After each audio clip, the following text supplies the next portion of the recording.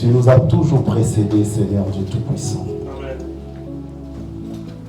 Voilà pourquoi la Bible nous dit que tu connais la fin dès le commencement. Tu as voulu, Seigneur Dieu, que nous soyons ensemble, parlant du royaume, parlant de la mentalité du royaume. Tu as un objectif, Seigneur Dieu de gloire, sachant, comme vient de nous le dire ton serviteur Arnold, que nous sommes des ambassadeurs. Tu veux à ce que nous puissions représenter les ciels sur la terre. Voilà pourquoi, Jésus, tu nous aimes et tu permets, Seigneur Dieu Tout-Puissant, de telles opportunités. Merci pour tout un chacun. Saint-Esprit, nous te faisons confiance et nous te recommandons ces moments. Parle à nos cœurs. Parle dans le cœur d'une sœur. Parle, Saint-Esprit, dans le cœur d'un frère. Parle dans le cœur d'un serviteur de Dieu. Parle dans le cœur d'une servante de Dieu. Parle dans le cœur d'un jeune qui s'est dit chrétien. Et donne-nous, Père, non seulement Jésus mourra à dire que nous sommes chrétiens, mais à refléter ta vie. Donne-nous, Père très saint, quand nous marchons, Seigneur, dans notre environnement, à l'université, au collège, au lycée, dans nos familles, que l'on dise, comme on avait dit, de ces premiers croyants, que ces gens sont comme Christ. Ils sont comme Christ. Nous voulons être comme toi. Glorifie ton nom, Père, dans le puissant nom de Jésus. Nous acclamons le roi des rois. Amen. Merci. Restons debout, je vous propose deux passages à lire rapidement. Le premier, le président l'a déjà lu, c'est le passage de Romains 12 au chapitre 12, le verset 1er au verset 2. Et j'aimerais vraiment que nous puissions noter. Amen. Il y a un serviteur de Dieu qui nous avait dit, je ne sais pas si c'était ici, à l'époque, quand on est venu dans le Seigneur avec cette soif-là, on notait toujours. J'ai déjà donné même mon témoignage.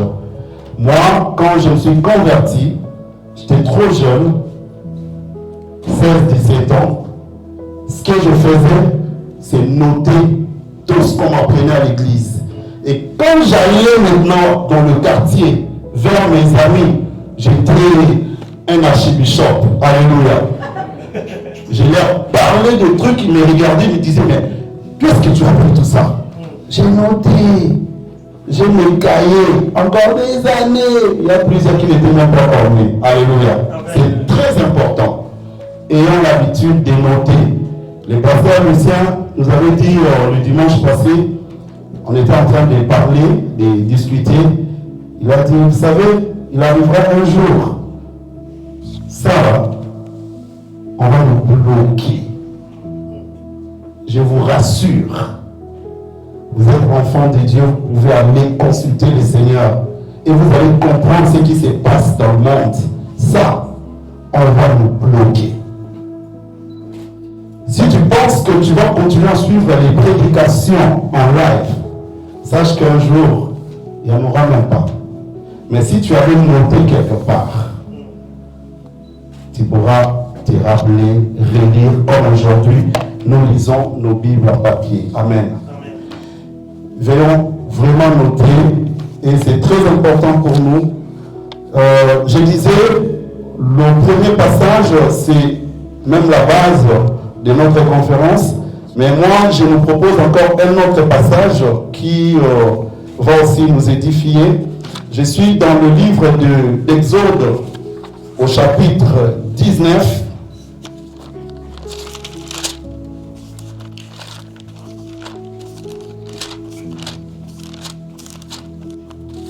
Exode chapitre 19, je vais lire du 4e au 6e verset. Je lis au nom de Jésus. Amen. Vous avez vu ce que je fais à l'Égypte et comment je vous ai porté sur des ailes d'aigle et amené vers moi. Je vous ai porté sur des ailes d'aigle et je vous ai amené vers moi. Maintenant, si vous écoutez ma voix et si vous gardez mon alliance, vous m'appartiendrez entre tous les peuples, car toute la terre est à moi. Vous serez pour moi un royaume des sacrificateurs et une nation sainte. Voilà les paroles que tu diras aux enfants d'Israël. Amen. Amen. Nous révisons encore Romains 12.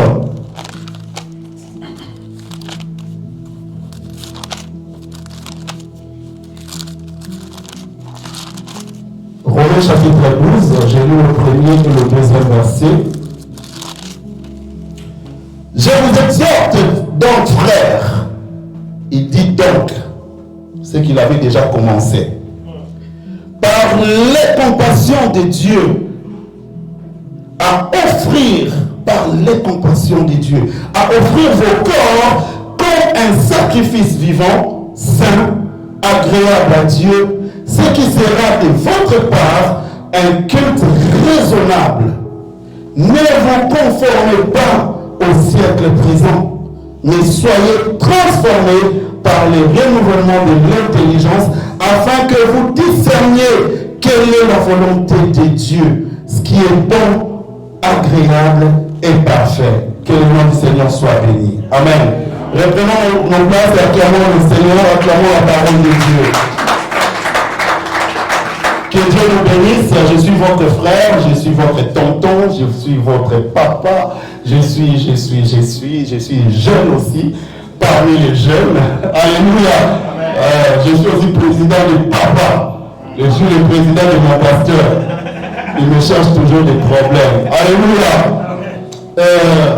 Je suis dans la joie de participer à cette conférence. Et en même temps, comme je dis toujours quand je suis Dieu de la chair, que la chair est chère, moi je tremble toujours quand on me dit que tu vas intervenir. Ceux qui se précipitent pour la chair, ceux qui demandent même, pasteur, mettez-moi, vous savez, j'ai une prédication, le peuple de Dieu, non, ils vont sentir. Tu vas sentir toi-même à la fin. Alléluia.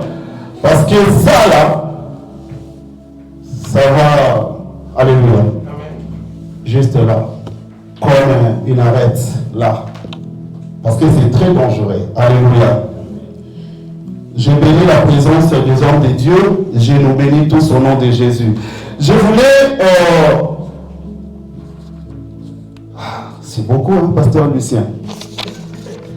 C'est compliqué, pasteur, depuis qu'on m'a donné ces thèmes, je faisais que méditer sur ça. Méditer, j'arrivais pas à écrire. Chaque fois je disais à mon épouse, mais j'arrive pas à écrire, pourquoi? J'arrivais pas à écrire. Pasteur Lucien, c'est hier, après le travail, j'avais un rendez-vous. Quand je suis revenu à la maison vers 16h, je me suis mise à écrire. Et je devais aller au travail à 5h du matin. Je me retrouve, il faisait déjà 23h. Je n'étais pas encore au lit, j'étais en train d'écrire. J'ai dit à mon épouse, mais pourquoi tu ne m'as pas chassé pour aller dormir? Alléluia. Amen. Et je me suis rendu compte que parler du royaume, c'est très très important et c'est très profond. Voilà pourquoi même le premier intervenant a dit que Jésus a pris du temps pour parler du royaume. Bien aimé, c'est très important de comprendre le royaume. Le royaume, pas un royaume. Nous parlons du royaume. Alléluia. Et j'avais quelques points à développer avec nous. C'est pourquoi je dis, celui qui peut écrire, ça va t'aider un jour. Par la grâce de Dieu, on va dire ce qu'on pourra dire et je vais faire des mots pour être un peu rapide. Premièrement, j'ai voulu définir c'est quoi la mentalité, parce que là nous parlons de la mentalité du royaume. Et deuxièmement, le royaume, c'est quoi le royaume? Ah, le royaume de Dieu, nous irons au ciel, voilà, c'est quoi le royaume? Et en parlant, en cherchant à connaître c'est quoi le royaume, j'ai même posé une toute petite question. C'est qui les royaumes? C'est compliqué. C'est quoi les royaumes et c'est qui les royaumes? Parce que si vous comprenez très bien le langage du Seigneur, des fois quand il parlait comme si le royaume était une personne. Nous disons que Dieu a tant aimé le monde qu'il a donné. Et il a donné son Fils qui s'est fait chair. Il a donné. Mais Jésus, parlant à ses disciples, aux pharisiens et à tous ces membres qui venaient l'écouter, il dit que le royaume est venu vers vous. Alléluia. C'est pourquoi je me suis posé cette petite question, c'est qui les royaumes? Parce que quand il dit le royaume est venu vers vous, est-ce qu'on peut prendre vraiment le royaume d'Angleterre? L'arrivée du royaume d'Angleterre est vers vous. Alléluia. C'est pourquoi, quand nous lisons la Bible, nous méditons, cherchons à connaître, à comprendre la pensée du Seigneur. Amen. Et troisièmement, je me suis posé la question, pourquoi parler du royaume? On pouvait bien parler du mariage. C'est la jeunesse. On pouvait bien parler du travail. On pouvait bien parler du choix des conjoints. Dire aux jeunes sœurs comment choisir un conjoint. Dire aux jeunes frères comment choisir une conjointe. Pasteur, on pouvait parler de ça. Mais le Seigneur a inspiré son serviteur autrement pour aller même à la fondation de notre foi, le royaume. Et je me suis dit, pourquoi parler du royaume? Et quatrièmement, nous allons finir par là. Je me suis encore posé une question. Comment avoir la mentalité du royaume? Amen. Déjà, parlons et essayons un peu de définir la mentalité. Si vous avez tous des dictionnaires, j'ai aussi regardé mon dictionnaire qui me dit que la mentalité, c'est un état d'esprit. Habitude de penser, état d'esprit. Ah, donc le royaume et la mentalité, pardon, c'est un état d'esprit, une manière de penser. Et je me suis dit, donc, ça va être un système, pasteur Lucien.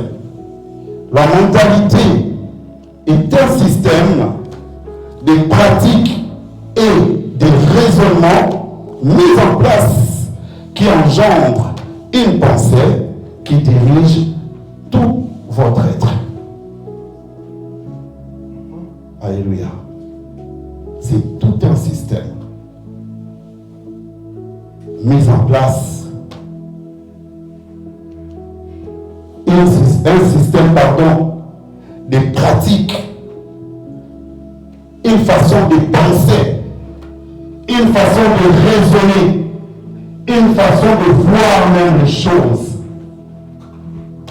une façon même de faire. Alléluia. C'est ça, c'est comme ça que j'ai essayé de définir la mentalité. Vous savez, dans la Bible, bien aimé, il y a une personne que nous lisons comme exemple dans la Bible. Dieu même l'a vanté devant le diable. Alors que le Fils de Dieu s'est réunisé, les anges s'est réunisé autour du roi des rois pour parler des choses du royaume. La Bible nous dit,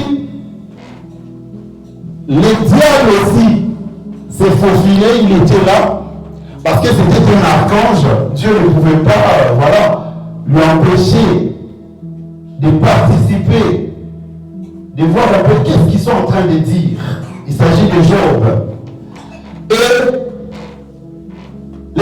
posé la question à Job pour savoir d'où il venait. Et Job dit, j'étais en train, voilà, de me balader. C'est ça les lions rugissants dans les lions qui rôdent. J'étais en train de me balader et du coup, le Seigneur me répond encore la question. Il dit, as-tu vu mon serviteur Job? Alléluia. Et Dieu a commencé à vanter Job. Il est intègre, il craint Dieu, il prie, il fait ça. Ah, le diable était là en train de l'observer. Il dit, mais comment cet homme, Dieu qui m'a chassé, comme un éclair du ciel, peut-il vanter cet homme? Il dit à Dieu, c'est parce que tu l'as béni, c'est parce que tu lui as donné tout ce qu'il a. Voilà pourquoi aujourd'hui tu nous dis, il est intègre, il craint Dieu, il prie, il va à l'église. Job avait pour habitude, bien aimé, on ne va pas aller trop loin avec lui, mais je voulais juste nous montrer c'est quoi la mentalité qu'avait Job, que tout le monde aujourd'hui, quand nous prêchons, nous ne parlons pas de l'autre facette de Job. Alléluia. Job avait pour mentalité la peur. Job avait pour penser la peur. Moi j'ai déjà prêché, j'ai déjà parlé même de ça parmi les hommes de l'église. J'ai dit, vous savez, quand Dieu t'a créé homme, ou bien tu es papa, sache que tu es le berger, tu es le sacrificateur, tu es le pasteur de l'église qui est d'abord ta famille. Alléluia. Voilà pourquoi j'avais donné même l'exemple de Job. Mais alors que hier quand j'écrivais, je me suis rendu compte que parlons maintenant de la mentalité, Job avait une mauvaise mentalité. Pasteur, j'ai lu, mais Job, à chaque fois quand ses enfants revenaient de la fête, il allait offrir des sacrifices, il prenait l'agneau, il doit offrir. Pourquoi? Parce qu'il se disait peut-être qu'ils ont péché. Voilà un peu la mentalité qu'avait Job. Il ne priait pas avec foi ou avec sincérité. Il avait peur. Et sa mentalité lui poussait toujours à penser négativement. Alors que ce Job-là même dira, si vous écrivez, vous pouvez prendre Job chapitre 3, le verset 25. Job dit, ce que je crains, c'est ce qui m'arrive. Ce que je redoute, c'est ce qui m'atteint. Alléluia. Ce que tu penses, c'est ce qui t'arrive.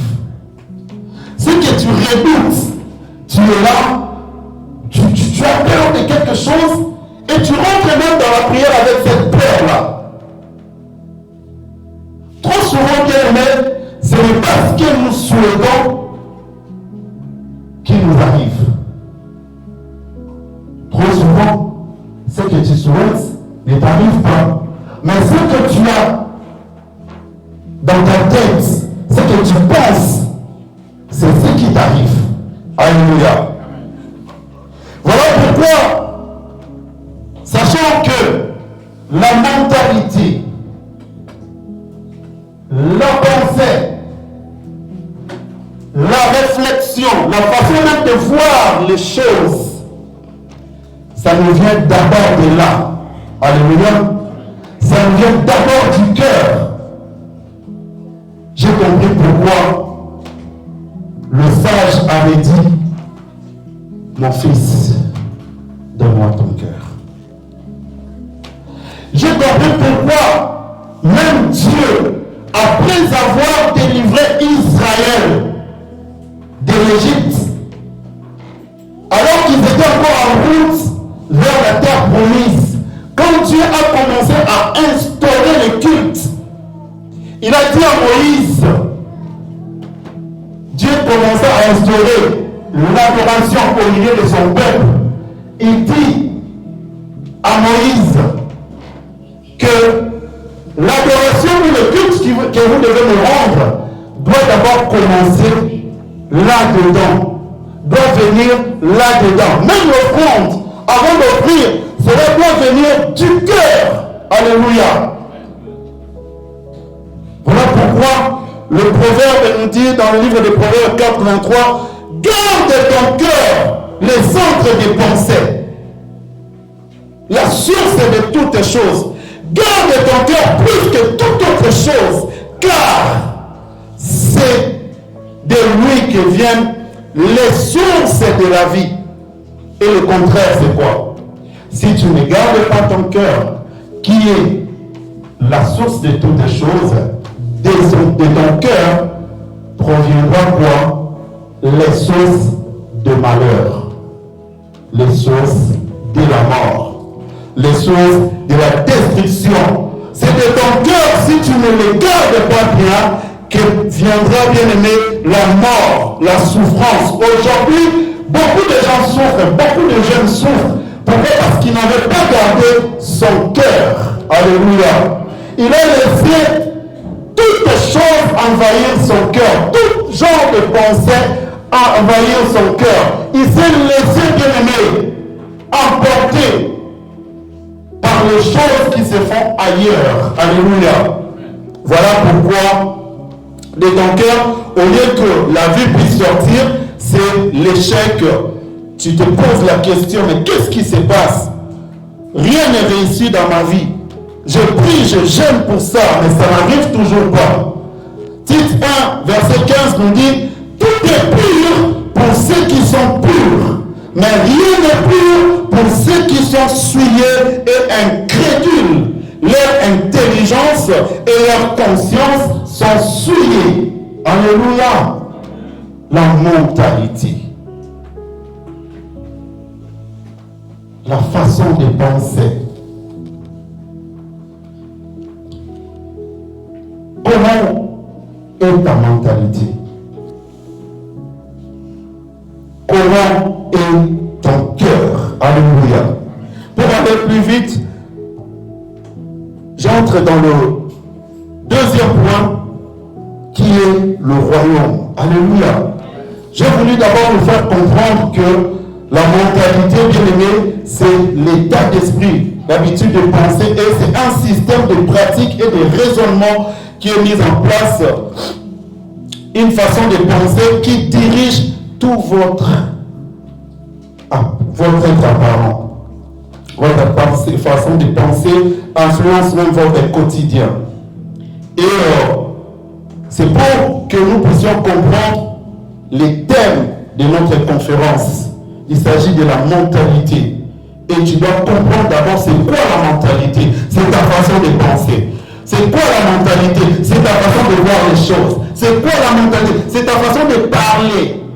C'est quoi la mentalité? C'est ta façon de marcher. C'est quoi la mentalité? C'est ce qui, ce sont des pratiques que tu as au quotidien.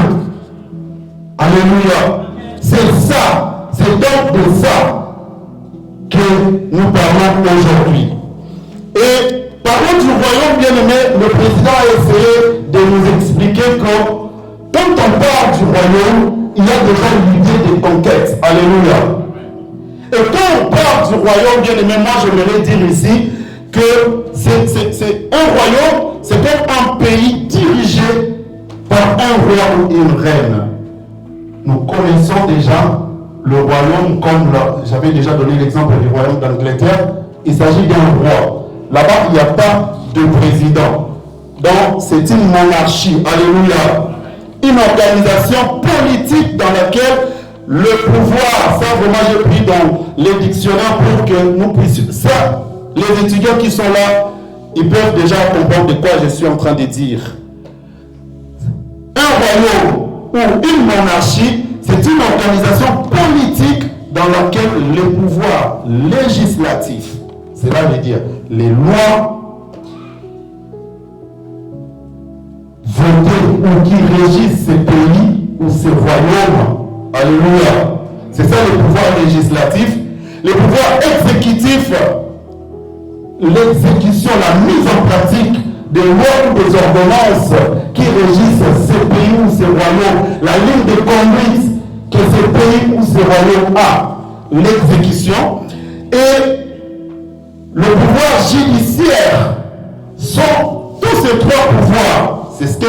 il y a ceux qui font le droit ici.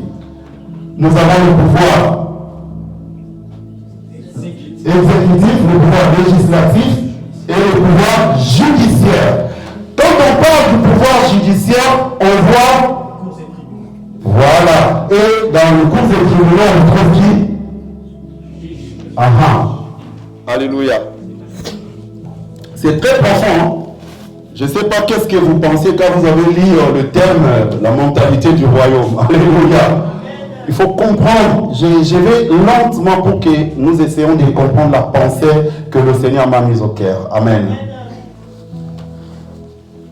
Et je me suis dit, Pasteur Lucien, Papa Nator, comment le dictionnaire peut très bien définir une monarchie?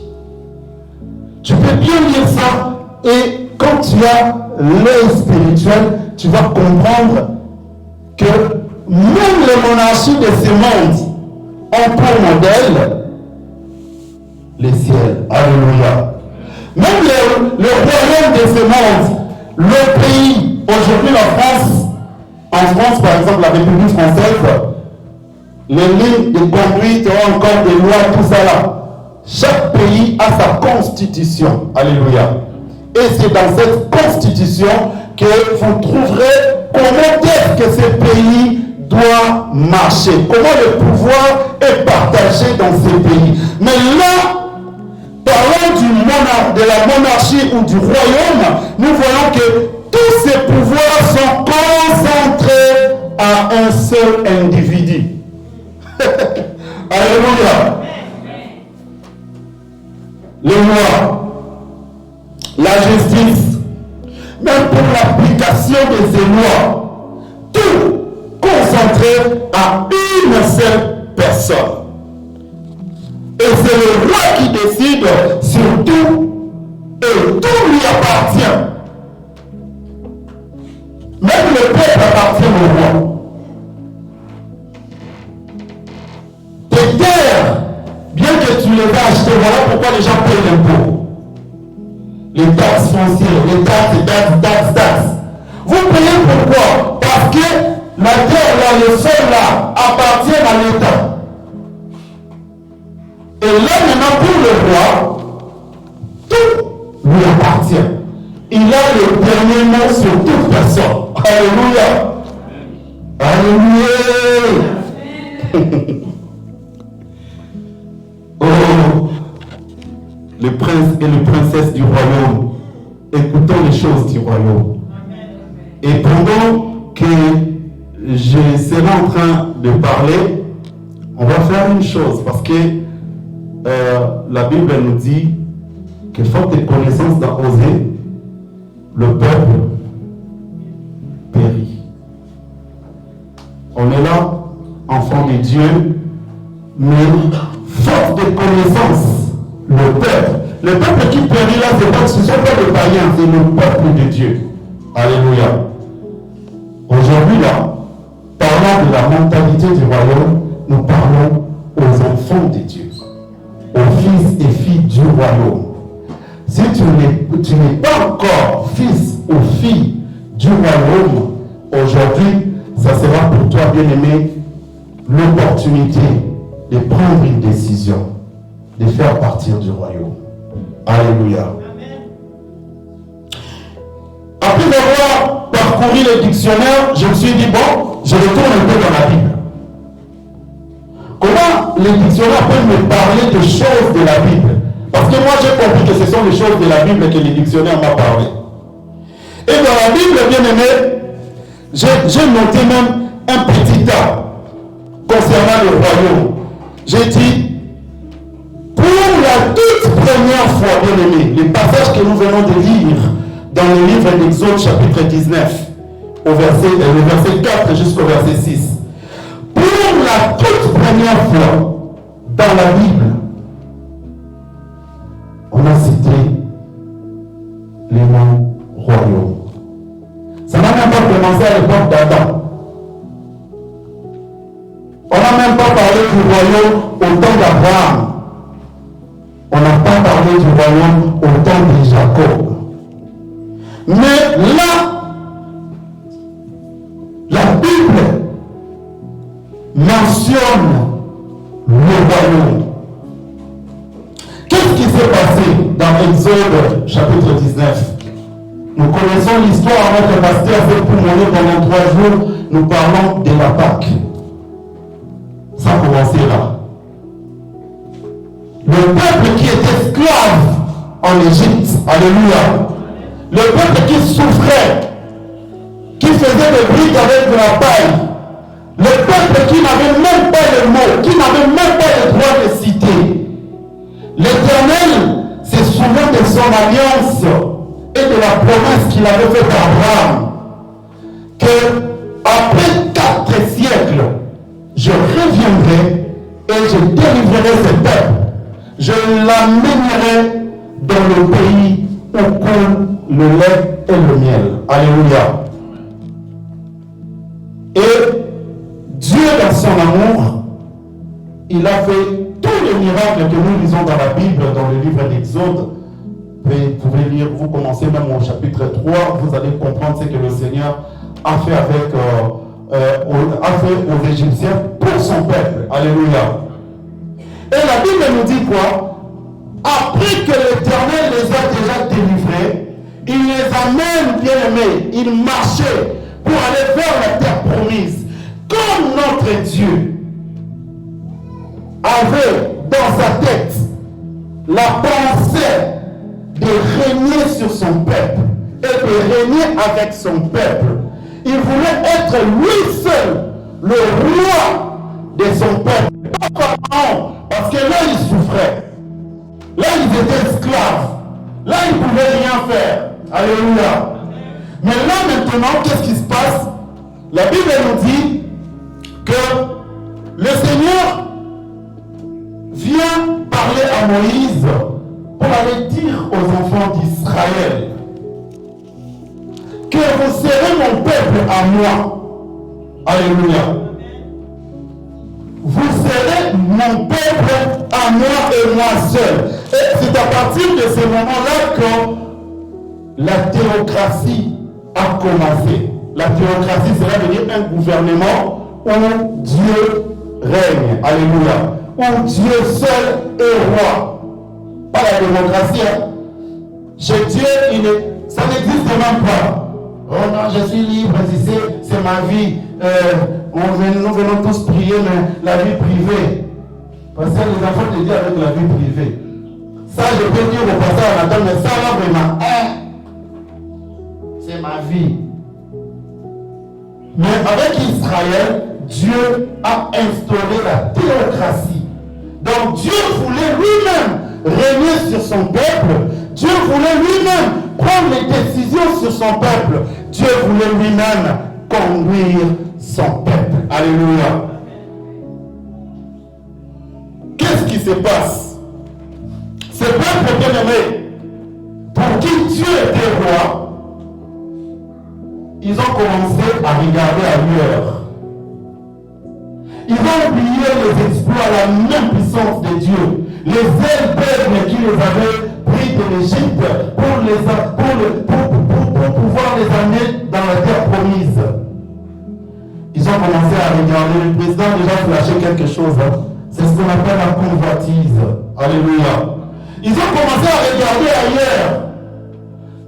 Ces choses qu'ils avaient vues, ils les savaient déjà comme Ève. Elle savait ce que Dieu lui avait dit à propos de l'arbre. Elle savait ce que Dieu lui avait dit à propos du fruit. Le peuple savait que c'était Dieu leur roi. Ils savaient que les exploits qu'ils sont en train, bien aimés, d'accomplir, c'est parce que Dieu est leur roi. Mais qu'est-ce qui se passe? Ces peuples, non, ils commencent à dire à Samuel, non, on ne veut pas de ça. On ne veut pas que Dieu règne sur. On ne veut pas de ça. On veut être comme les autres peuples. Les fils du royaume, les filles du royaume veulent être comme les autres peuples. Ils ne veulent pas que Dieu domine sur eux. Ils ne veulent pas que Dieu continue à les conduire. Ils ne veulent pas que Dieu continue à être lui-même le maître de leur vie. Ils veulent être comme les autres peuples. Alors qu'Israël était un peuple, Dieu dit bien dans ces passages que nous venons de lire d'Exode 19, qu'il s'est fait lui-même un peuple. Il a choisi Israël parmi plusieurs. Bien aimé, devenir enfant de Dieu, c'est une grâce. C'est pas parce que tes parents prient.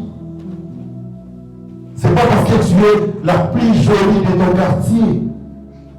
Non, c'est pas parce que tu as des diplômes. Non, c'est pas parce que tu avais beaucoup prié.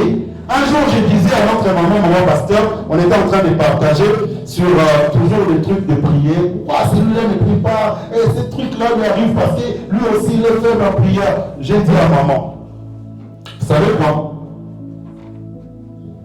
Prier, c'est une grâce. Prendre du temps dans la prière, c'est une grâce. Si toi, tu as du temps que tu passes dans la présence de Dieu et tu comprends ce que tu es en train de faire, sache que c'est une grâce. Quand tu prends du temps de te mettre à genoux et de prier pour ta famille, c'est une grâce. Alors qu'il y a d'autres personnes qui essayent, mais ils n'arrivent pas. Il va même te dire, mais j'essaye, j'arrive toujours pas. Mais quand toi tu vois, moi je prie, des fois je fais 1 heure, je fais 2 heures, je prie, mais comment il n'arrive pas? C'est une grâce. Alléluia. Devenir enfant de Dieu, c'est une grâce. Et cette grâce a pour définition la faveur imméritée de Dieu. Personne ne mérite cette grâce-là. Et comme nous ne la méritons pas, attention bien aimé de négliger la grâce que l'on a reçue auprès du Seigneur. Amen. Et c'est même Dieu bien aimé qui pouvait dire à Israël que je vais moi-même régner, être votre roi. C'est même Dieu-là, dans le livre de Deutéronome, au chapitre 33, le verset 3, la Bible dit que Dieu, dans son amour, je paraphrase, Dieu, dans son amour, s'est proposé de bénir tous les autres peuples par l'intermédiaire du gouvernement théocratique établi au Sinaï sur le peuple élu. Alléluia. Là, vous pouvez voir ça dans Deutéronome 33, verset 3. Dieu, étant amour, il ne s'est pas limité à Israël. Il n'a pas dit non, il n'y a que Israël qui reste mon peuple, et voilà, je vais régner sur Israël, c'est Israël seul qui sera sauvé. Mais Dieu a tant aimé le monde. Alléluia. Il a voulu que les autres peuples, nous, les gentils, nous, le païen, puissions aussi bénéficier derrière Israël, alléluia, de cette bénédiction céleste. Amen. Voilà pourquoi, bien aimé, Dieu lui-même, voulant régner et que le peuple compris, veut que l'homme règne sur eux. Tu veux que l'homme, pas Dieu, puisse régner sur toi. Dieu, dans son amour, qu'est-ce qu'il a fait? Il a dit à Samuel, fais ce que le peuple te demande. Ils ont dit quoi? Que tu leur donnes un roi. Tu vas leur donner un roi. Alléluia. Mais qu'est-ce que Dieu fait, pasteur? Au lieu de laisser le peuple choisir le roi, c'est Dieu qui choisit le roi. Alléluia. C'est Dieu lui-même qui choisit le roi pour son peuple. Cela veut dire quoi? La souveraineté reste à Dieu lui-même. Le roi accomplit ses devoirs par rapport au pouvoir qu'il a sous, je peux dire quoi? Sous la nuée, la gouvernance, la souveraineté de Dieu lui-même. Pourquoi? Parce que Dieu veut toujours régner sur son peuple, le royaume. Dieu ne veut pas céder le royaume à un homme. Il sait que l'homme est faillible. Il sait que l'homme est faible. Il sait que l'homme, déjà, dans le jardin d'Éden, Dieu qu'il était, il a cédé devant le serpent. Voilà pourquoi Dieu voulait continuer à régner sur l'homme. Amen. Dieu est bon. Dieu est bon, bien-aimé. C'est quoi le royaume pour nous chrétiens? Là maintenant, je reviens à nous chrétiens. Nous avons parlé d'Israël, nous avons essayé d'expliquer le royaume. Mais pour toi et moi, c'est quoi le royaume? Donc nous irons au royaume de Dieu. C'est quoi le royaume pour toi? C'est quoi le royaume pour moi? Amen. Déjà, là je voulais, avant de continuer, je voulais qu'on enlève quelque chose qu'on a trop souvent l'habitude de dire. Nous, enfants de Dieu. Je vais poser la question avant de continuer à la salle. Il existe combien de royaumes? Lesquels? Voilà pourquoi j'ai voulu parler de ça. Amen. Est-ce que vous pensez vraiment que le Satan, le diable, a un royaume?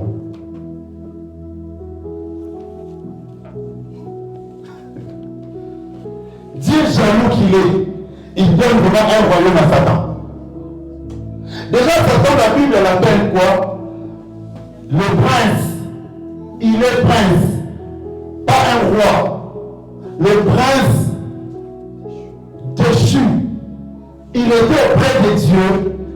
Il s'est rebellé et Dieu l'a précipité sur la terre. Et il est devenu le prince des ténèbres. Alléluia. Quand on parle du monde dans la Bible, quand nous lisons la Bible, tu lis, on a écrit non, le monde, l'Égypte, les ténèbres. Satan a créé aussi un système. Alléluia. Et ce système va à l'encontre de la volonté de Dieu. Ce système a amené une autre façon de penser, une autre mentalité, même au peuple de Dieu. Alléluia. Voilà pourquoi, bien aimé, même Israël, les enfants d'Israël, alors que Dieu les a délivrés de l'Égypte, ils étaient encore en train de marcher pour arriver à la terre promise. Qu'est-ce qui se passe? La Bible dit que Israël, dans le désert, alors que Moïse était allé à la rencontre du Seigneur, à la montagne, prier et recevoir les instructions pour le royaume de Dieu, qu'est-ce qu'Israël a fait? Israël, le peuple d'Israël a dit à Aaron, fais-moi un veau d'or. La mentalité, les systèmes du diable. Pourquoi? Parce qu'ils ont vu ça en Égypte. Alléluia. Ils ont vu ça là-bas.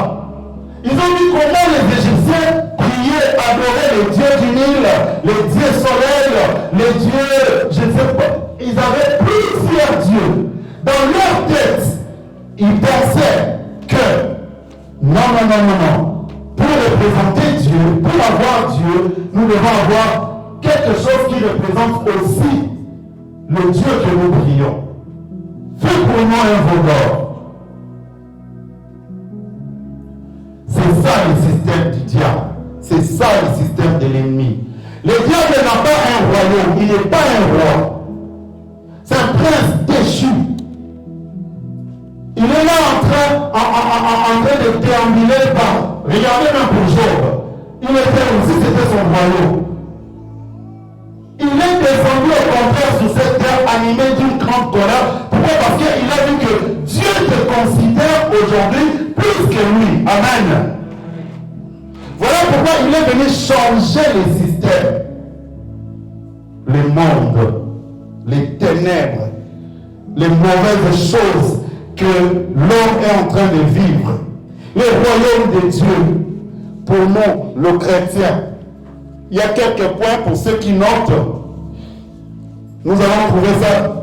Il y a plusieurs passages dans la Bible où on parle du royaume royaume de Dieu.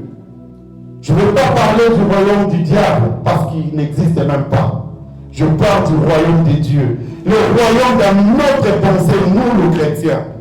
C'est quoi? La souveraineté. Donc quand on parle déjà du royaume, premièrement, bien aimé, dans un royaume, il y a un roi. Et le roi ici, c'est Dieu. Alléluia. Parlons du royaume. On parle déjà du roi, notre roi à nous, qui est l'Éternel, le Créateur de toutes choses. Amen. C'est le roi d'Israël qui a donné des lois bien-aimées, afin que ce peuple qui voulait avoir un autre roi humain puisse observer. Dieu avec son Israël, il ne faut pas entrer. Israël demandait un roi, mais Dieu donne des lois. Il dit à Samuel, donne des lois que ce peuple doit commencer à respecter afin que moi je continue à dominer sur eux. Mais le roi qui veulent là, il va lui aussi commencer à les faire souffrir. Il va commencer à décider sur leur bien. Alors qu'il m'appartenait à moi, seul, il veut un intermédiaire. Donc, il y aura aussi des lois par rapport à cet intermédiaire-là. Alléluia. Mais ici, dans la pensée chrétienne, nous comprenons que, parlant du royaume, nous voyons un roi qui est Dieu lui-même, notre Créateur. Et deuxièmement, quand on parle du royaume de Dieu, on voit Christ, le roi, qui est venu bien-aimé avec la promesse que David avait reçue d'un trône éternel. Christ est venu après David pour régner sur Israël, mais ce roi a été rejeté par Israël. Alléluia. Nous pouvons trouver ça dans Matthieu au chapitre 2, le verset 2 jusqu'au verset 6. Si je peux lire rapidement, je suis dans Matthieu.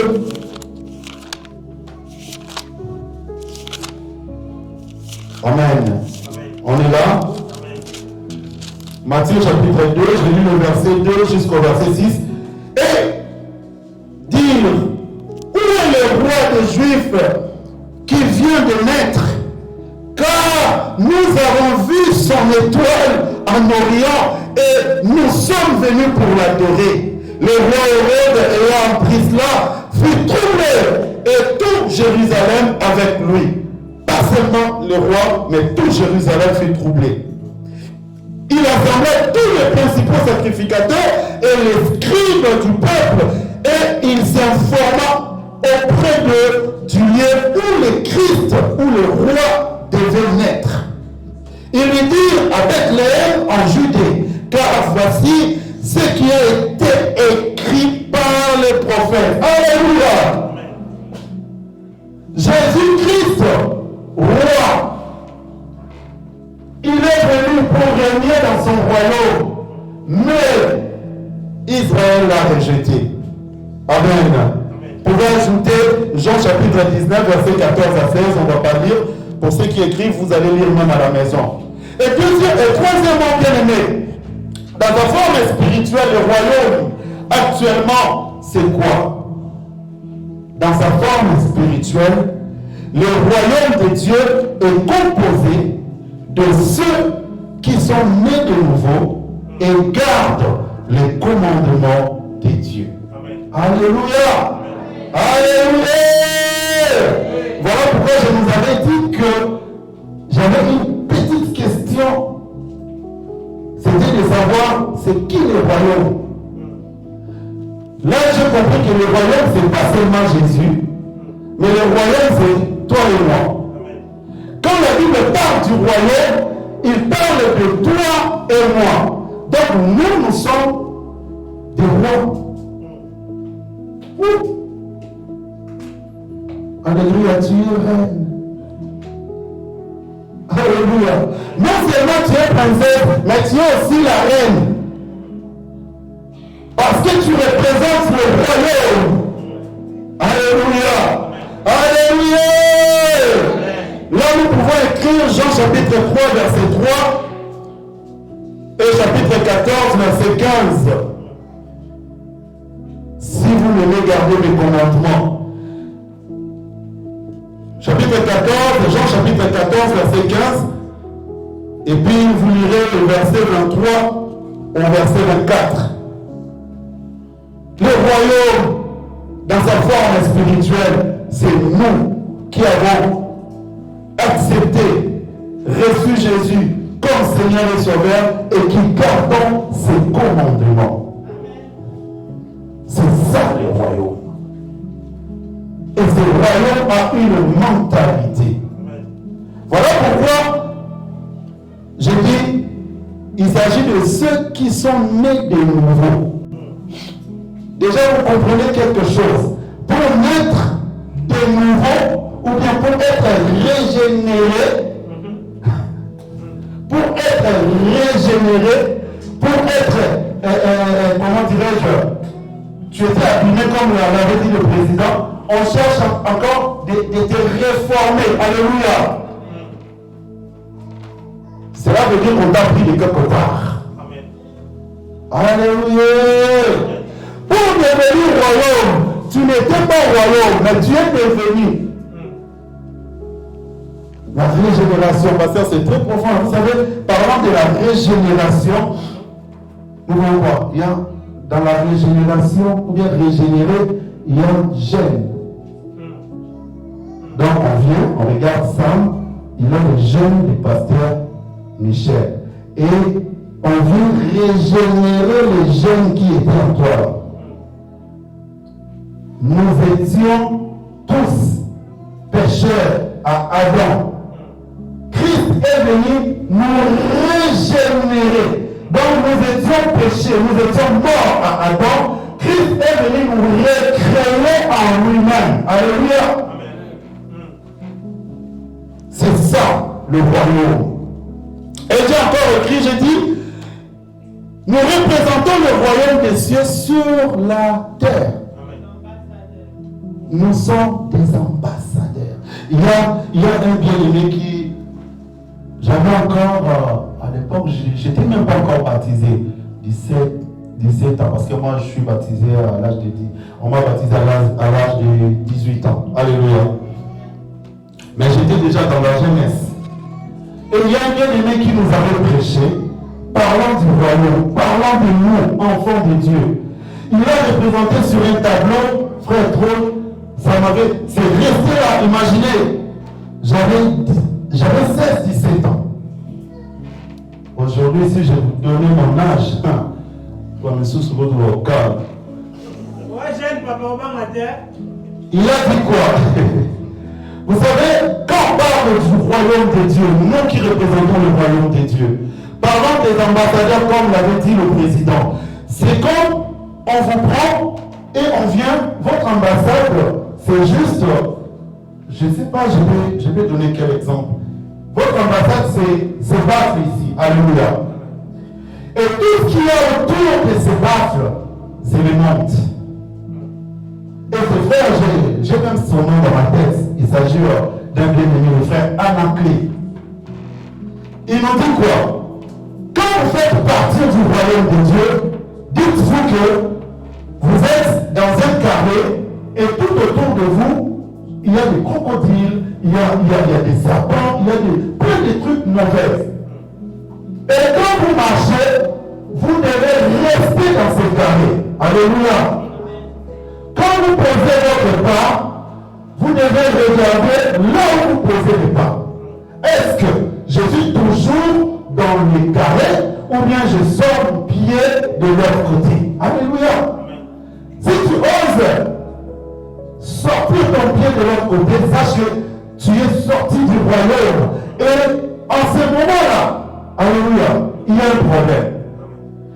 C'est pourquoi on parle aujourd'hui dans des églises, on prêche, on dit, il y a des chrétiens qui ont un pied dedans, un pied dehors. Ça n'existe pas, bien aimé. C'est un problème. C'est un problème. Si tu es un chrétien, toi-même, tu sais que tu es comme ça. Là, dans le monde, et là, dans le carré des enfants de Dieu, tu as un sérieux problème. Moi, j'appelle ça, tu es comme une chauve-souris. Alléluia. Tu es comme une chauve-souris. Tu n'es ni oiseau, ni quoi, ni souris. Et là maintenant, dites-moi, il y a une fête à l'église. Il y a une fête. Et dans cette fête-là, on dit quoi? Ceux qui vont entrer dans cette fête-là doivent être des oiseaux. Et toi, tu viens. Tu arrives là, tu veux entrer. Oh, on te regarde, mais tu as des ailes, oui. Oui, ça prouve que tu es quand même un oiseau. Mais quand tu regardes, tu n'es pas un oiseau, mais tu es de l'autre côté, non? Et ceux qui ne sont pas invités dans cette fête-là, vous savez ce qu'ils vont te faire? Ce sont des souris. Toi, tu viens à la fête des oiseaux, les souris te regardent. Quand tu vas entrer, les oiseaux poussent déjà de toi. Et voulant avancer, les souris te tirent. Non, non, tu es de l'autre côté. Ne vois pas, tu es de l'autre côté. Et comment tu vas entrer à la fête des oiseaux?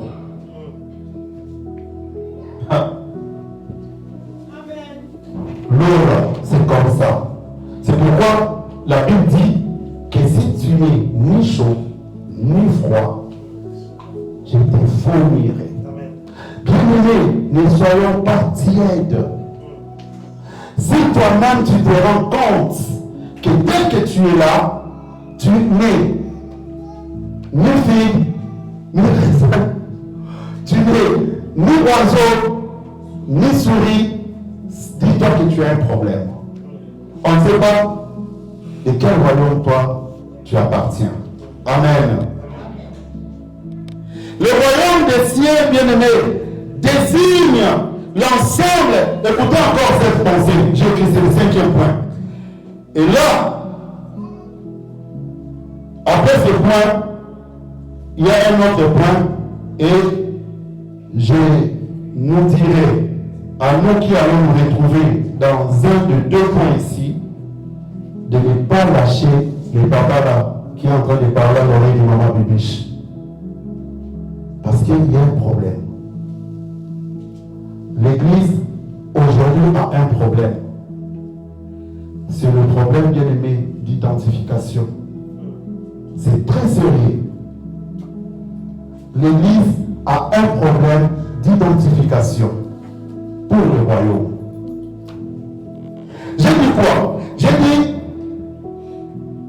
le royaume des cieux désigne l'ensemble des chrétiens.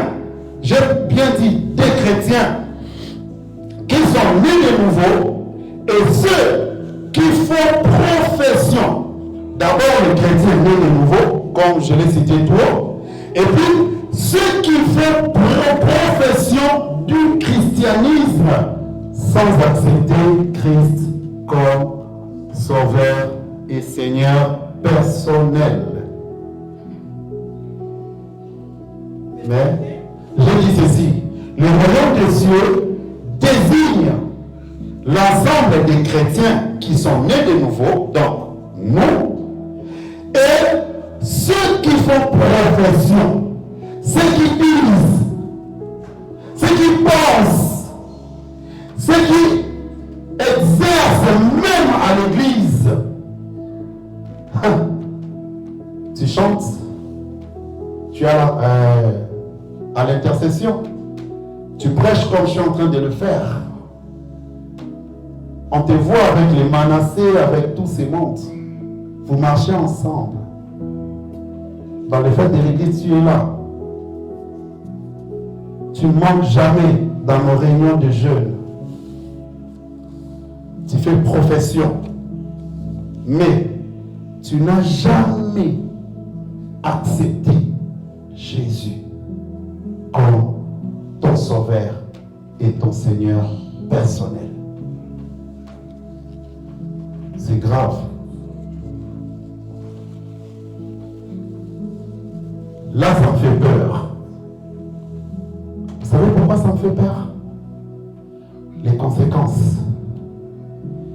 Aujourd'hui, si nous ne voulons pas qu'on puisse nous aider, sachez que demain, tu vas chercher des gens pour t'aider, tu ne vas pas les trouver. Qu'est-ce qui se passe avec ces gens?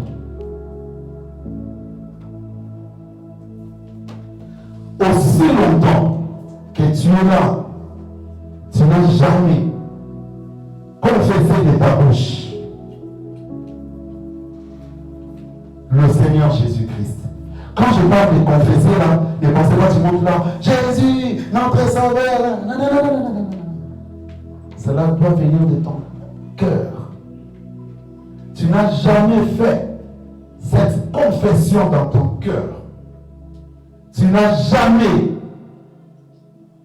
reçu Jésus dans ta vie comme Seigneur et Sauveur personnel. Cela veut dire, il n'est pas seulement ton Sauveur, parce qu'il y a aussi certaines personnes qui ont reçu Jésus juste comme leur Sauveur. Et ces gens-là vivent aussi des miracles. Ne vous en faites pas. On appelle ça la foi miracle. Tu viens dans la foule, on prêche Jésus. Oh Jésus, sauve-moi. Jésus te sauve. Alléluia. Je suis en train de passer une femme à perte de sang, comme elle a beaucoup souffert. Elle sait que Jésus-Christ, c'est lui qui guérit, il ressuscite. Et elle a même entendu parler de lui ressusciter là-bas. Elle se dit dans son cœur, j'ai beaucoup souffert, j'ai perdu mon argent, le médecin ne peut rien pour moi. Aujourd'hui, je vais toucher le pan de la robe de ce monsieur et je serai guéri. Bien aimé, elle a touché le pan de la robe de Jésus après la guérison. Est-ce que cette personne avait accepté Jésus aussi comme son Seigneur? J'aime Jésus.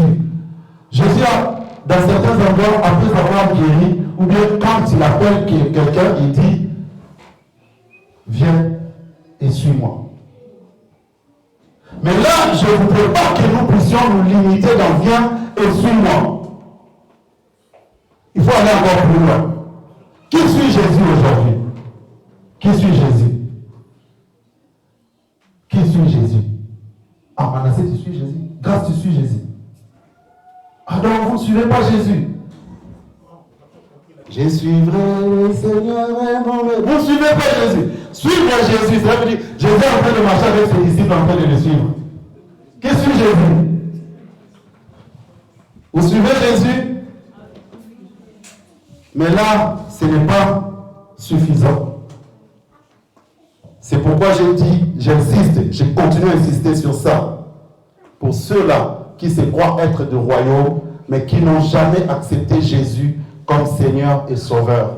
Le Seigneur, cela veut dire, tu acceptes que Jésus lui-même devienne le maître de ta vie. Tu acceptes de ne plus appartenir à toi-même, mais d'appartenir à Jésus. Tu acceptes que Jésus commence à prendre les décisions sur ta vie. C'est ça le Seigneur.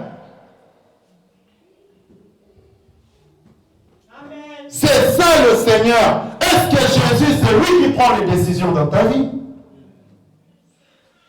Est-ce que c'est Jésus qui domine dans ta vie? Est-ce que c'est Jésus bien-aimé qui conduit? C'est là où je voulais revenir. Il ne faut pas seulement suivre Jésus, mais il faut que Jésus, quand il devient ton maître, ton Seigneur, commence maintenant à te conduire. Alléluia. Si tu continues à suivre Jésus, toi-même tu vas tomber. Les apôtres et les disciples ont suivi Jésus, mais ils étaient encore des païens. Est-ce que vous savez que les Pierre et les gens, ils étaient encore des païens? Et même ne savaient pas qu'ils étaient. Ils étaient ces genres de personnes qui font profession du christianisme. Qu'il est notre maître. Mais au fond, c'est eux qui suivaient. Mais quand il est arrivé que des problèmes ont surgi, on est venu arrêter Jésus. Ils ont tous fui. Alléluia.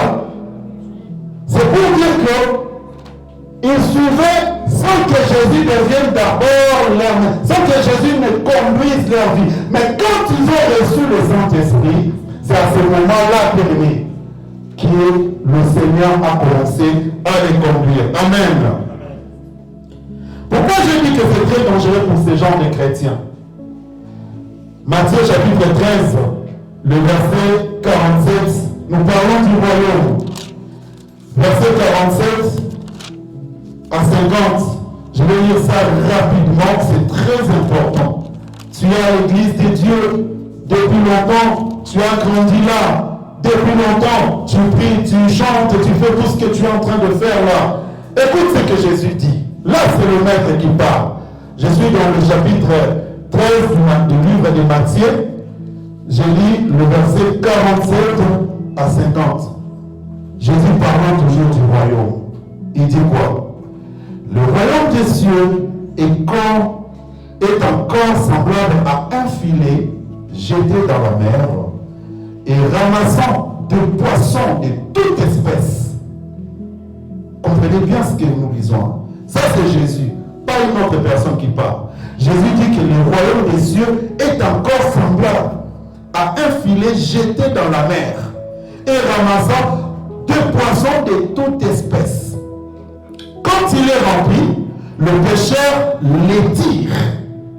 Et après s'être assis sur les rivages, ils mettent dans des vases ce qui est bon et ils jettent ce qui est mauvais. Oh. Il en sera, ça c'est le maître qui continue, il en sera de même à la fin du monde. Des anges viendront séparer le méchant d'avec le juste. Et ils les jetteront dans la fournaise ardente où il y aura de pleurs et des grincements des dents. Amen. Voilà le royaume. L'Église, c'est aussi comme le royaume de Dieu. C'est comme ces filets, bien-aimés. Nous tous, nous sommes dans ces filets. Mais Jésus dit quoi? Que après avoir péché, après avoir tiré ses filets, sachez, bien-aimés, qu'il y aura un tri. Amen. Alléluia, jeune sœur, jeune frère. Jésus dit ici, concernant le royaume, qu'il y aura un tri. Vous savez, on vous prêche, moi je suis contre ça. Parce que j'ai des preuves bibliques, papa, pasteur Anatole. Les gens qui disent, non, voilà, on a reçu le Seigneur, on a reçu Jésus, on est sauvés. On est tous sauvés. On est sauvés. Oui, mais on doit rester dans le royaume, on doit rester dans le principe du royaume. Ça, c'est la personne qui est venue sauver le monde, qui nous dit comment sera le royaume. C'est lui-même le maître. Il dit que ceux-là qu'on a sauvés là, ceux-là qu'on a pris dans le filet, il arrivera un temps, on va maintenant faire les tri. Jésus, ses anges vont faire les tri. Tu seras de quel côté? Du côté du royaume?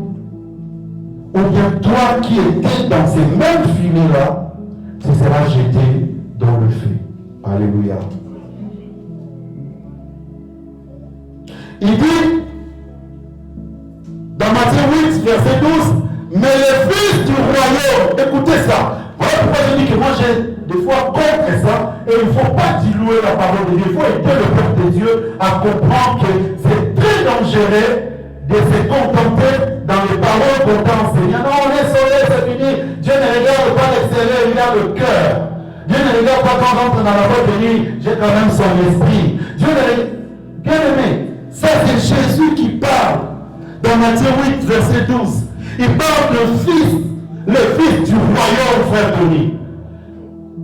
Quand je lis ça, président, je me suis dit, oh, comment Jésus peut parler de fils du royaume de ces gens? Les fils du royaume seront jetés dans les ténèbres du dehors. Oui. Fils du royaume jetés dans les ténèbres du royaume du dehors. Cela veut dire quoi? Tu es enfant de Dieu, mais ce jour-là, Jésus dit, on te jette dehors, où il y aura de pleurs et de grincements des dents. Nous devons faire très attention, enfants du royaume. Très, très attention. Pour que ce jour-là, on ne soit pas jeté dehors. Amen. Alors que, ça c'est le 6e point, et je vais demander si du fond de ton cœur, tu veux vraiment faire partir du royaume bien-aimé. Ne laisse pas passer ces 2 jours comme ça et rester dans ton ancien état. Alléluia. Dans ton ancienne façon de voir les choses.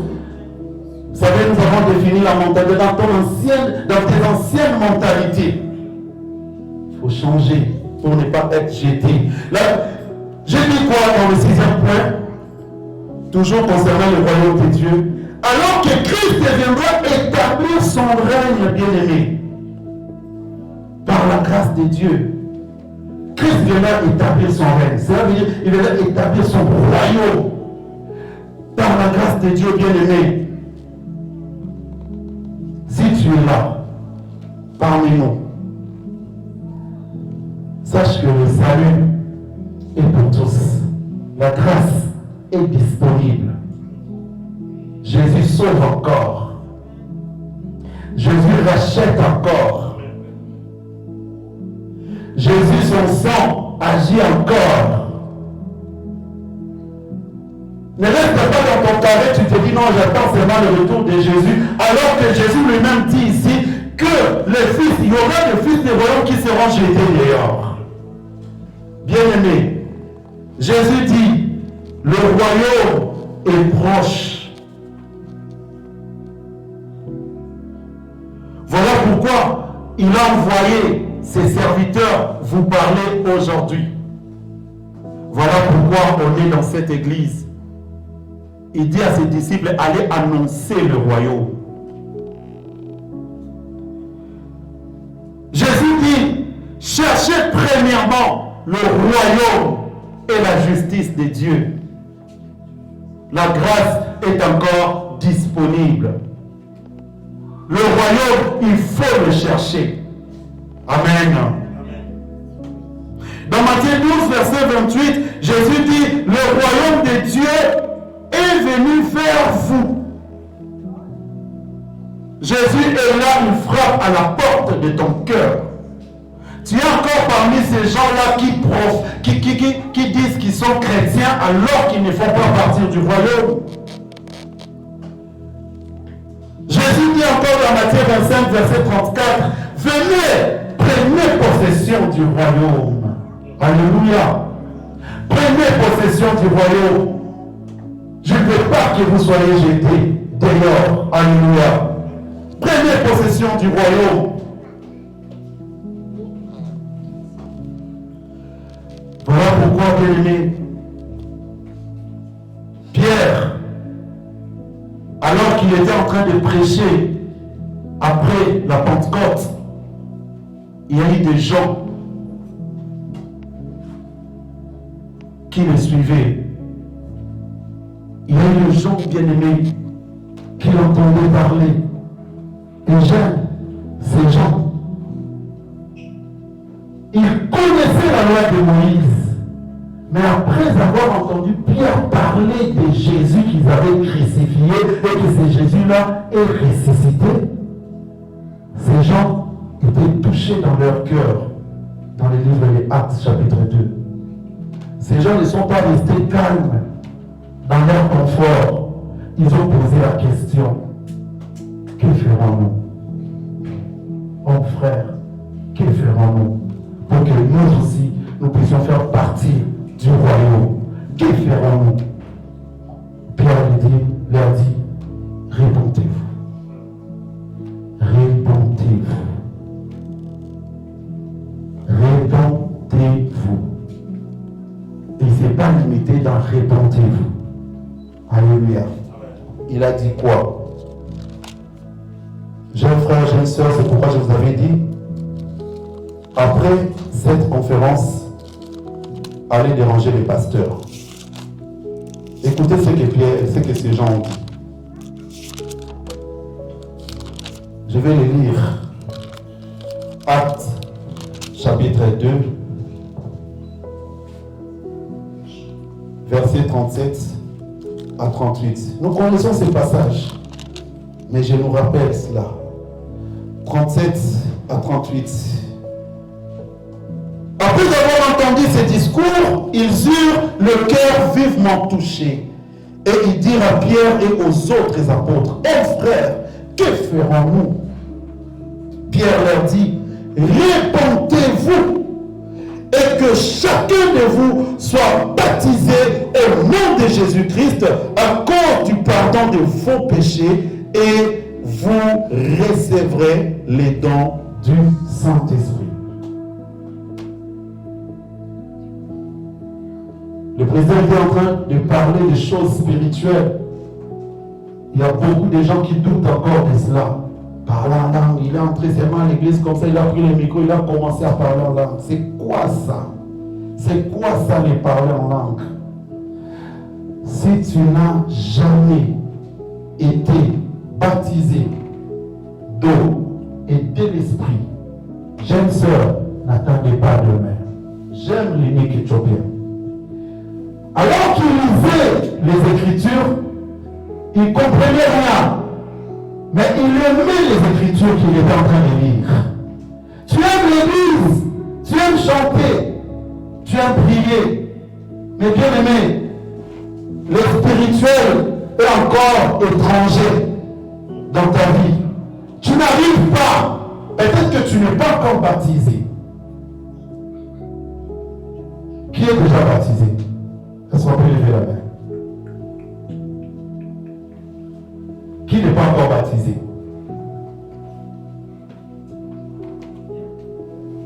Levez bien les mains. Levez bien.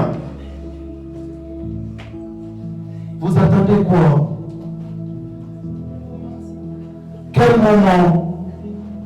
Le moment c'est là maintenant. Le moment est venu. C'est aujourd'hui le jour du salut. Bien-aimés, pour leur salut, pour qu'ils puissent faire partie du royaume, Pierre leur a dit, non seulement vous devez vous repentir, mais vous devez vous faire baptiser. Vous devez confirmer, vous devez témoigner de la nouvelle vie que vous avez en Jésus. Et ne vous limitez pas là. Si vous êtes baptisé tôt, je vais encore vous poser une question pour ceux qui sont baptisés. Alléluia. Pour les gens qui ont soulevé la main, qui sont déjà baptisés, je pose encore une autre question. Êtes-vous baptisé du Saint-Esprit?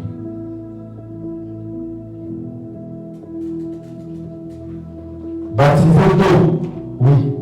Mais êtes-vous baptisé du Saint-Esprit? Nous parlons du royaume. Et pour comprendre les implications du royaume, les choses du royaume, moi j'allais avoir un sous-thème et j'étais en train de me débattre et j'ai dit, bon, je vais parler seulement du grand thème. Et là, je vais essayer un peu de décortiquer. Mais je voulais beaucoup plus parler de en quoi consiste le royaume de Dieu. Alléluia. Mais là, je pose la question. Tu es baptisé d'eau. Es-tu déjà baptisé de l'Esprit? Si tu n'es pas baptisé de l'Esprit, bien-aimé, vous suivez, vous me regardez bien. Voyez. Si tu n'es pas baptisé d'eau, allez lui poser la question. Papa, c'est quoi le baptême? Je vais comprendre c'est quoi le baptême d'abord. Alléluia. Et je ne vais pas me limiter seulement dans le lac des courants, mais je vais être baptisé du Saint-Esprit. Baptisé du Saint-Esprit. Parce que c'est l'Esprit qui rend témoignage à notre esprit. L'Esprit, là, lorsque tu as reçu Jésus, il rend témoignage à ton esprit que tu es enfant de Dieu. Ça ne suffit pas. Cela ne veut pas dire que tu es baptisé du Saint-Esprit. Être baptisé du Saint-Esprit, c'est être imprégné de l'Esprit. C'est être conduit par le Saint-Esprit. C'est pourquoi j'avais dit qu'il ne faut pas suivre seulement Jésus, mais il faut vous laisser conduire. Jésus dit quoi? Là, quand il sera venu, il dit aux gens qui le suivaient, il vous conduira. Donc, le Saint-Esprit va vous conduire dans toute la vérité. Le baptême du Saint-Esprit, tu dois le désirer, enfant du royaume, afin de comprendre les implications du royaume. Parce que si tu n'es pas baptisé de l'Esprit, tout ce que nous prêchons, tout ce que les pasteurs, les hommes de Dieu prêchent, même si tu suis dans les YouTube, tu verras que ta vie ne change pas. Tu es toujours, voilà. Tu suis là, j'ai vu comme il avait prêché, c'était beau. Théa. Mais après Théa, ta vie, elle est comment? Amen. Voilà pourquoi j'ai dit, il faut voir les hommes de Dieu. Et si tu n'as jamais reçu Jésus dans ta vie comme Seigneur et Sauveur, que tu sois enfant du pasteur, tu as déjà reçu Jésus dans ta vie comme Seigneur et Sauveur. Oh là là. Tu sais, pour être sauvé, tu dois recevoir Jésus comme Seigneur et Sauveur. Et tu attends quoi? Hein? C'est quel moment? Et si Jésus revient cette nuit? Joyce, tu as déjà reçu Jésus comme Seigneur et Sauveur? Tu ne sais pas. Grâce. Jésus comme Seigneur et Sauveur. Ouais. Le moment, c'est maintenant. Je peux le faire pendant que je suis en train de parler. Tu peux le faire. C'est simple. Ouvrir juste ton cœur.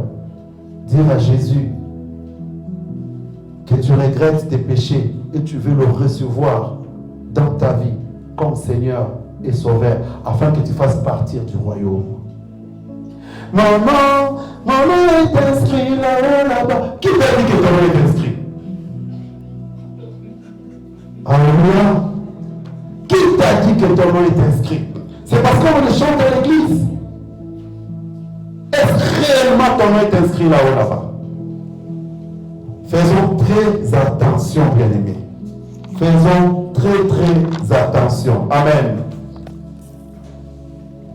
Faisons très attention. Et pourquoi parler de la mentalité du royaume? Pour ceux qui ont reçu Jésus-Christ. Voilà pourquoi j'ai dit qu'il faut recevoir Jésus comme Seigneur et Sauveur afin de comprendre la mentalité du royaume. Aussi longtemps que tu n'as pas Jésus dans ta vie, tu ne vas pas comprendre ça. Et si tu as déjà reçu Jésus dans ta vie comme Seigneur et Sauveur, tu dois avoir la mentalité du royaume.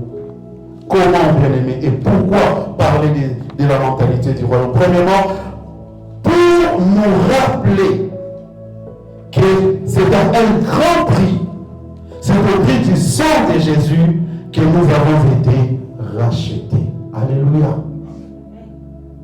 Pour nous rappeler, pour te rappeler et me rappeler que c'est à un grand prix, au prix du sang de Jésus-Christ, que nous avons été rachetés. Pour ceux qui écrivent 1 Corinthiens 6, verset 20, et puis 1 Pierre 1, 18 à 19. Et deuxièmement, pourquoi parler de la mentalité du royaume? Parce que autrefois, nous n'étions pas un peuple. Alléluia. Nous n'étions pas les gens du royaume de Dieu. Alors que l'on est devenu enfant de Dieu, on est devenu participant du royaume. C'est très important pour nous de nous parler de la mentalité que nous devrions avoir dans le royaume de Dieu. Amen. Pour ceux qui notent encore 1 Pierre, chapitre 2, verset 10, et puis Éphésiens, chapitre 2 aussi, le verset 12 jusqu'au verset 18. Ce sont des très bons passages, très profonds. Tu vas comprendre que non, c'est pas pour rien qu'on me parle de la mentalité du royaume. C'est pas pour rien qu'on me dit un enfant de Dieu doit se conduire comme ça, un enfant de Dieu doit être comme ça, un enfant de Dieu doit avoir tel comportement, il doit avoir tel langage. Alléluia. Pourquoi parler de la mentalité du royaume? Bien aimé, troisièmement, nous allons une autre mentalité lorsque nous étions en Égypte. L'Égypte, c'est le monde. Alléluia. Nous avions une autre mentalité. La Bible nous dit dans 1 Pierre 1, verset 18, qu'il nous a rachetés, bien-aimés, de la vaine manière de vivre que nous avons hérité de nos pères. Nous avons hérité une vaine manière, une mauvaise mentalité dans ce monde. Et dans le Seigneur, bien-aimés, on doit nous parler de la mentalité du royaume. Alléluia. Parce que sur la mentalité du royaume, bien-aimé, dis-moi un peu. Tu étais en Égypte, tu étais dans le monde, tu te conduisais comme un païen, donc à 100%. Tu as reçu Jésus, tu continues à marcher, à parler, à te comporter, à fréquenter. Tu as toujours tes anciennes relations. Tu n'as rien, donc il n'y a rien de changé en toi. Même si on te prenait vraiment, on te dit, bon, viens, seulement par pitié, on t'introduit dans le royaume. Tu ne connais pas la mentalité du royaume. Comment tu vas te comporter? Alléluia. Vous voyez le prince d'Angleterre, depuis qu'ils étaient encore bébés, on les apprend déjà comment un prince doit s'habiller, comment un prince doit se tenir devant les gens, comment un prince doit parler, comment un prince se tient à table, comment un prince se comporte, quels sont les milieux que tu peux fréquenter. Voilà pourquoi on doit nous parler de la mentalité du royaume. Parce que nous avons hérité une très mauvaise manière, une très mauvaise façon de vivre que nos pères en Égypte, que le monde nous avait bien aimé imposé. Et quatrièmement, pourquoi nous parlons de la mentalité du royaume? Parce qu'il nous a délivrés de la puissance des ténèbres et nous a transportés. C'est tout un verset. 1 Corinthiens chapitre 1 verset 13. Pourquoi on parle de la mentalité du royaume? Parce que Jésus nous a délivrés de la puissance des ténèbres et nous a transportés dans le royaume de son Fils, de son amour, dans le royaume du Fils de son amour. Alléluia. Il nous a transportés. Quand on transporte, voilà pourquoi Dieu dira à Israël, aux enfants d'Israël, les passages que nous avons lus d'Exode 19, que je vous ai, moi-même Dieu, je vous ai transporté, je vous ai pris, je vous ai mis sur mes ailes d'aigle, je vous ai encore transporté vers moi-même. Cela veut dire, je vous ai pris de loin de la servitude, de la souffrance, et je vous ai transporté dans mon royaume. Alléluia. C'est très important, voilà pourquoi on doit te parler. Bien-aimé, ne te fatigue pas quand le président crie encore dans les réseaux sociaux, dans le truc, c'est quoi encore? Zoom. Regardez, les enfants de Dieu doivent être comme ça. Oui. Pourquoi? Parce que tu étais dans le ténèbre, on t'a transporté dans le royaume d'amour, de Fils de Dieu. Amen. Et cinquièmement, parce que nous sommes un sacerdoce royal. Là encore, vous pouvez vous référer dans 1 Pierre 2, verset 9. C'est là où on parle du sacerdoce royal. Et Exode 19, verset 4 à 6 que nous avons lu. Et puis encore, je vous ramène encore dans notre passage de base. Romains 12, verset 1 à 2. Et enfin, Apocalypse 5, verset 10. Pourquoi on doit nous parler de la mentalité du royaume? Parce que Dieu a fait de nous un sacerdoce royal. C'est quoi le sacerdoce? C'est le lieu du culte. Que dit Romains 12? Vous devez rendre culte à Dieu. Mais là maintenant,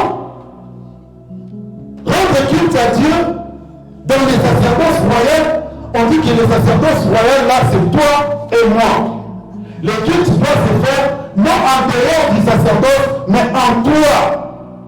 Et quand il faut offrir un sacrifice, c'est toi-même qui dois t'offrir. C'est encore compliqué. Tu dois t'offrir. Comme Christ aller plus vite parce qu'on n'a plus le temps. Verset 6e point, parce qu'il y a un danger. J'avais dit ça déjà. Le danger, c'est quoi? Pourquoi on nous parle de la mentalité du royaume? Le danger, c'est l'enfer. Bien aimé, l'enfer existe. Non seulement pour le païen, mais aussi pour nous. Si nous n'avons pas la mentalité du royaume, si nous ne nous comportons pas comme veut le royaume, comme veut notre Dieu, il y a bien aimé l'enfer. C'est pourquoi Jésus a dit que les fils du royaume seront jetés dehors. Amen. Et en quoi consiste le royaume? Tout perdre, bien aimé.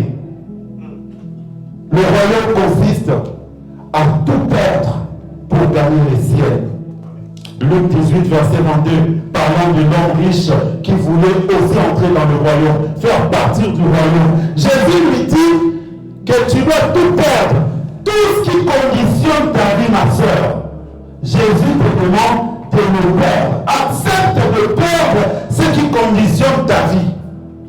Accepte de perdre ce qui peut t'empêcher d'entrer dans le royaume. Cet homme riche a dit à Jésus, oui, je respecte mes parents, oui, je serve la loi, oui, je fais ceci, oui, je fais cela. Mais quand Jésus a touché à un point seulement qui conditionnait sa vie, c'était sa richesse. Jésus lui a dit, vends tout ce que tu as, donne ça aux pauvres et viens suivre-moi. C'est ce garçon qui me donne les 100 € chaque mois. C'est ce garçon qui m'achète les cabellos. Et tu me dis à moi là de laisser. Mais alléluia. C'est ça. C'est ça le royaume. Si tu veux gagner le ciel, accepte de perdre ce qui peut te retenir, ce qui peut rendre ton voyage lourd. Alléluia. Lâche seulement prise. Amen. Le royaume consiste à mourir du péché, bien-aimé, de la convoitise des yeux, pour vivre en Christ. 6 fois dans la Bible, bien-aimé, on parle de cela. C'est lui qui veut sauver sa vie. C'est écrit dans le Nouveau Testament 6 fois. Jésus répète cela. C'est lui qui veut sauver sa vie. Tu veux sauver ton... Au Congo, à qui nous appelons ça les mouchina. Tu veux sauver ton mouchina, vous savez les mouchina. Qui connaît les mouchina? Pas les enfants d'ici. Les enfants d'ici ne connaissent pas ça. Je vais expliquer ça comment Christ.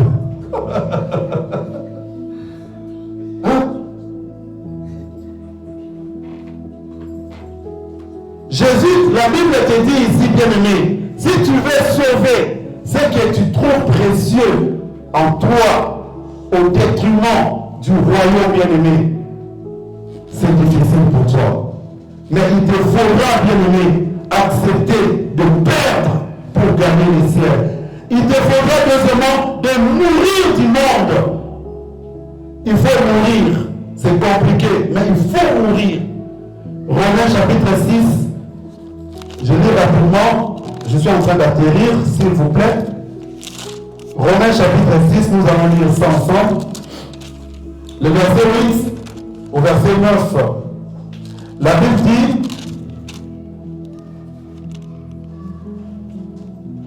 or, si nous sommes morts avec Christ, nous croyons que nous vivrons aussi avec lui.